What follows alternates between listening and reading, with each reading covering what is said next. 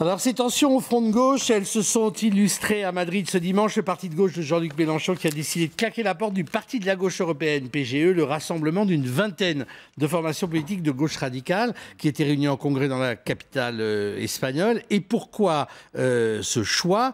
Eh bien, parce que c'est Pierre Laurent qui a été reconduit à la tête de ce rassemblement de partis et que Pierre Laurent, il est le communiste qui, à Paris, a décidé de faire des listes d'union avec Anne Hidalgo. Patrick Le Yarrick, ça, aux yeux de Jean-Luc Mélenchon aujourd'hui, c'est un casus belli. D'abord, Pierre Laurent, il est secrétaire national du Parti communiste et il défend évidemment les listes où sont les communistes dans toutes les villes de France et de Navarre. Par conséquent, il a une responsabilité nationale. Secondement, la majorité, l'immense majorité, je crois 32 partis sur 33, car il y a 33 partis dans le parti de la gauche européenne, avaient proposé de reconduire Pierre Laurent comme leur président. Lui, après beaucoup d'hésitation, car il n'était pas spécialement candidat, à accepter. Michel Soudet, je ne veux pas faire le malin, mais ça fait un an et demi qu'à chaque fois que je fais une émission sur le Front de gauche, le parti de gauche, je dis, parce que juste j'aime la politique et que je m'y intéresse de près, ça ne va pas aller, au moment des municipales, il va y avoir, si ce n'est éclatement, du moins grande tension, tellement c'était visible qu'à un moment donné, l'intérêt du Parti communiste, qui a beaucoup d'élus dans les municipalités et qui donc, comme tout parti, a envie de les voir reconduits, voire d'élargir sa base, eh bien cette stratégie du Parti communiste était totalement, et à vue de nez, contradictoire avec celle de Jean-Luc Mélenchon. On y est. Oui, on y est, mais est-ce que c'était pour autant complètement contradictoire? Je crois que dans la manière de simplifier les choses, on ne les rend pas forcément compréhensibles. Par exemple, quand vous disiez que le parti de gauche a claqué la porte à Madrid, il a suspendu sa participation. C'est quelque chose de temporaire. De la même manière, parlez comme les communiqués du Parti communiste parce que de la grande époque. C'est un langage que les communistes eux-mêmes connaissent bien, puisque assez régulièrement, on voit des militants communistes suspendre leur participation au Parti communiste quand ils ne sont pas d'accord avec la ligne adoptée sur une élection et qu'ils vont faire campagne sur la liste d'à côté. Voilà. Donc ça, c'est pour dire juste ce petit rappel. Autre chose, c'est sur les municipales. Je crois que Jean-Luc Mélenchon l'a dit lui-même lors de la convention qu'il avait fait municipale de son parti à Clermont-Ferrand. Je l'ai entendu dire, et j'étais assez surpris, qu'il aurait bien accepté des exceptions. Et ça m'a été confirmé par plusieurs responsables, notamment en charge des relations avec les autres partis. Ils étaient prêts à accepter des exceptions. Mais Paris ne peut pas être une exception du fait de sa place centrale. Et ce qu'il reproche à Pierre Laurent, c'est pas d'être le secrétaire national du Parti communiste, c'est d'avoir mis tout son poids dans la balance pour arriver à participer aux listes d'Anne Hidalgo. C'est-à-dire que sans le poids qu'a mis Pierre Laurent en interne, les militants communistes n'auraient sans doute pas fait ce choix. Ils l'ont quand même fait à 57%. N'empêche que, on pourrait se dire, à la limite, les municipales, c'est une sorte de bulle, c'est un mauvais moment à passer parce que les intérêts sont contradictoires. Tout le monde va se retrouver sur les européennes. Mais ce n'est pas le cas, puisque si j'en crois François Delapierre, c'est pas n'importe qui, c'est le secrétaire national du Parti de gauche. Il dit il faut protéger les élections européennes. On ne veut pas avoir des communistes sur les listes avec des stratégies variables. Si des têtes de liste proposées ne sont pas à la hauteur de la situation, on cherchera à créer autre chose. Stéphane Aliès, ça veut dire que cette tension sur les municipales, elle est en train de s'exporter sur les élections européennes, dont on pouvait penser qu'elle serait peut-être un moment plus facile ou un moment de réconciliation. Oui, il y a clairement une volonté, là, quand même, ce week-end, de mettre un coup de pression supplémentaire en mettant en jeu, en péril, le front de gauche sur les européennes. Parce que jusque-là, les communistes, les dirigeants communistes répliquaient toujours quand on leur disait, quand même, ça fiche mal ce qui se passe en ce moment municipal. Pour le front de gauche en général, les communistes disaient, oui, mais ça va passer, et puis aux européennes, on va tous se retrouver, et tout ira bien. Là, il y a quand même une volonté de la part de Mélenchon et du Parti de gauche de dire, attention, ça ne passe pas, ce qui s'est passé à Paris. On est un peu à la fois dans du rationnel, parce qu'il y a une continuité sur cette affaire parisienne qui ne passe pas, et ce ralliement aux listes d'Anne Hidalgo dès le premier tour qui ne passe pas. On part aussi un peu sur l'irrationnel, parce que là, d'un coup, tout est focalisé et personnalisé autour de Pierre Laurent, qui en fait, c'est lui qui ne passe pas. Donc là, il y a aussi une pression de Mélenchon et du Parti de gauche pour focaliser autour de Pierre Laurent et dire il est le problème à la tête du PGE, il est le problème à la tête du Parti Je ne communiste. veux pas vous porter la chkoumoune, Patrick Le Yarrick, mais il n'y a pas que Pierre Laurent qui est en ligne de mire. Vous commencez à l'être aussi, puisqu'il y a de la part du Parti de gauche un début de remise en question de votre candidature, précisément parce que vous avez soutenu la stratégie de Pierre Laurent à Paris. Je ne sais pas où on a pu voir et lire ça.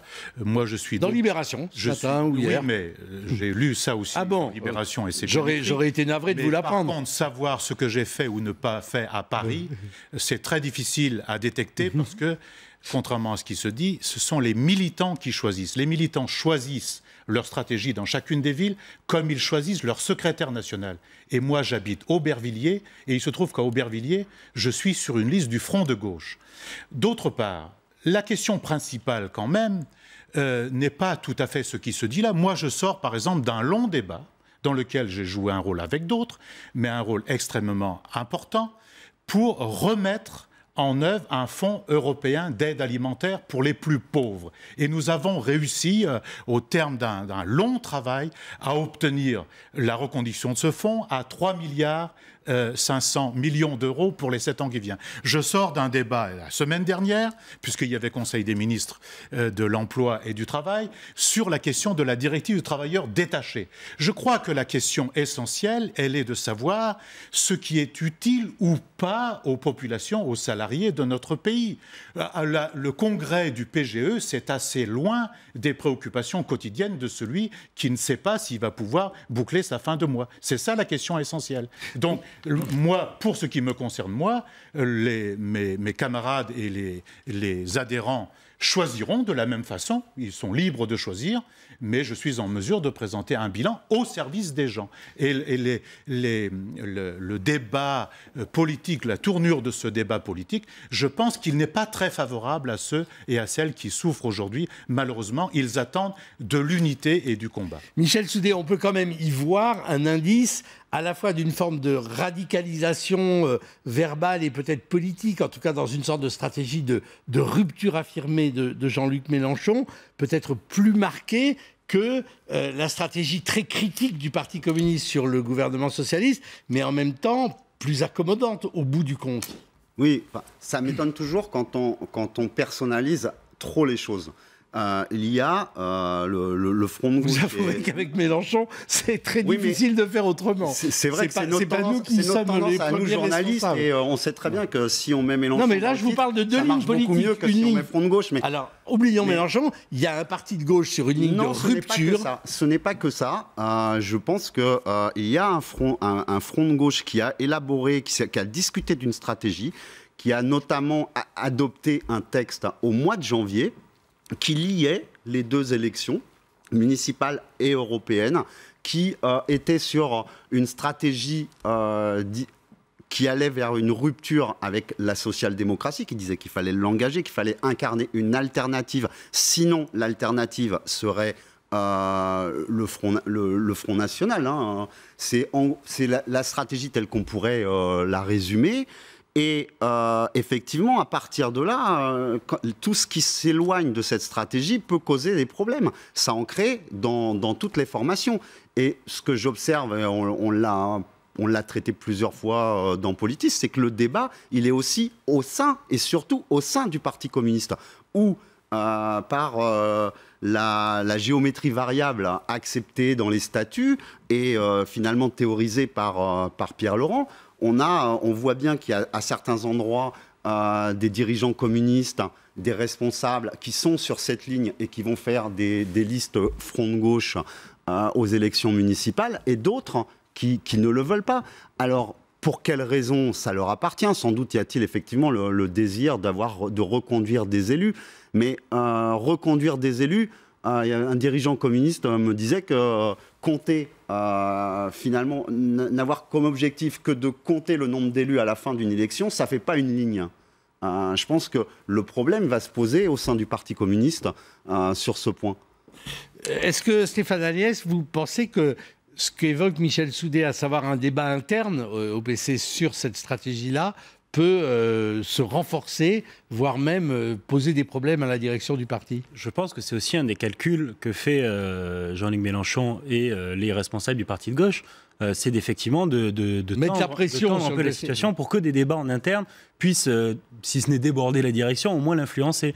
Là où il y a quand même un risque, c'est qu'à force de radicaliser de plus en plus et de personnaliser, là Michel, pour le coup, la personnalisation, elle se fait par le parti de gauche autour de la personne de Pierre Laurent. Ça peut avoir un effet contre-productif et qui est un resserrement des rangs. Mais même autour, même les autres forces, le Front de gauche, il y a le PG, il y a le PC, mais il y en a d'autres qui commencent à ne plus trop comprendre ces stratégies d'escalade de la tension permanente vis-à-vis de l'allié, quand bien même l'allié, effectivement, a tergiversé et a pu, à leurs yeux, trahir à Paris. Mais Patrick Le Yarrick, il n'y a pas, au fond, quand même, depuis le début, j'allais dire au moins deux sensibilités derrière le même mot de gauche radicale ou de radicalisation de l'opposition au pouvoir. On voit bien qu'à un moment donné, même s'il y a des votes négatifs, par exemple le vote au Sénat, le PC vient de voter avec la droite d'un certain point de vue pour rejeter le texte gouvernemental. Ben, c'est comme ça que ça se passe. Mais ce que je veux dire, c'est qu'il y a une sorte de... C'est un terreau connu, le rapport conflictuel du PC et du PS. Là, c'est vrai qu'on a l'impression qu'avec le parti de gauche, il y a une sorte d'élément de troublion dans ce rapport-là qui fait que ça vous déstabilise. Non, mais d'abord, à propos des votes, on ne peut pas prendre les parlementaires du Front de gauche et du Parti communiste en défaut sur leur défense des intérêts des gens. Il s'agit sur le budget, sur le budget de protection sociale, sur la loi d'amnistie. On peut prendre une multitude d'exemples. Secondement, dès lors qu'on fait un front, nous avons des cultures très différentes les uns les autres. Nous venons d'horizons divers. Il y en a qui viennent du socialisme authentique, d'autres qui viennent de l'écologie politique, d'autres d'ailleurs, d'autres qui sont d'ailleurs dans aucune formation politique, qui viennent du syndicalisme et qui veulent constituer un front comme nous le concevons, un front de gauche, un front progressiste, en quelque sorte, qui a vocation à devenir un front du peuple. Mais si le front de gauche reste une sorte de réunion, de cartel au sommet de partis politiques qui se rencontrent et qui discutent, ce qui est par ailleurs très nécessaire, mais qui ne s'ouvre pas au tréfonds de la société en s'imprégnant d'autres cultures encore et surtout des aspirations citoyennes, notamment de cette aspiration à l'unité sur une base transformatrice, il sera lui aussi en échec. Parce que la question de la radicalité, telle que vous posez la question, elle est très intéressante, elle est très juste, mais vous savez, il y a des cas parfois où la radicalité conduit à faire triompher la droite et parfois ceux que certains prétendent combattre, c'est-à-dire ce qu'on appelle la social-démocratie, qui n'est plus tout à fait la social-démocratie, qui est plutôt du social-libéralisme. Ça existe aussi, il y a de nombreux cas dans ce sens. Et il ne faut pas confondre les élections. Il y a des élections municipales et les électrices et les électeurs vont voter pour des élections municipales, pour un projet municipal, un programme municipal.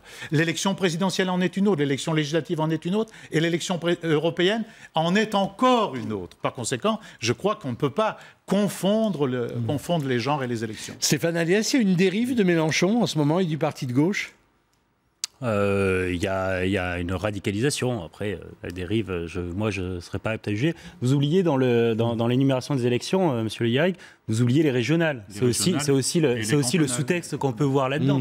C'est que au régional aussi va se reposer la question qui s'est posée et qui a pourri la rentrée du Front de gauche autour des municipales. C'est que là encore, il va y avoir des questions d'alliance au premier tour ou dès le deuxième tour. Et donc, après les européennes... et peut-être même au cantonal. Donc tout ça aussi est en toile de fond.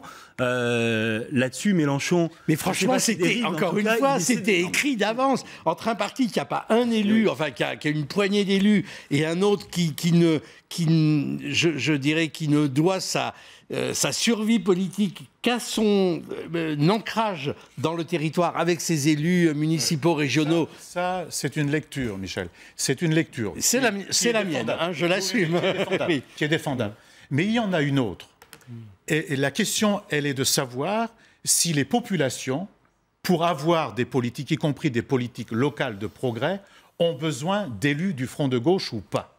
dans les départements, dans les communes et dans les régions. Ça, c'est la question des questions pour moi. Le reste, l'intérêt des partis ou pas, pour moi, personnellement, c'est secondaire. Donc je n'ai pas le même angle d'approche, mais il est défendable.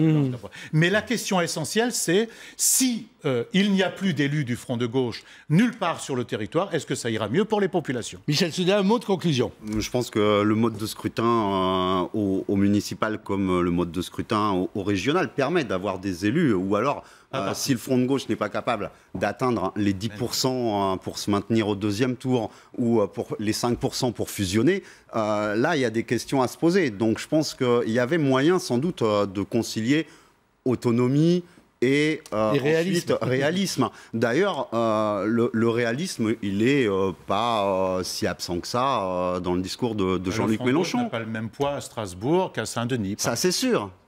Eh ben, c'était une affaire à suivre. Merci à tous les trois pour ces éclairages. Et puis, on va continuer. Et je vais recevoir une personnalité singulière. C'est Jean Lassalle, le député du MoDem, qui finit sa longue marche dans Paris, dans la France.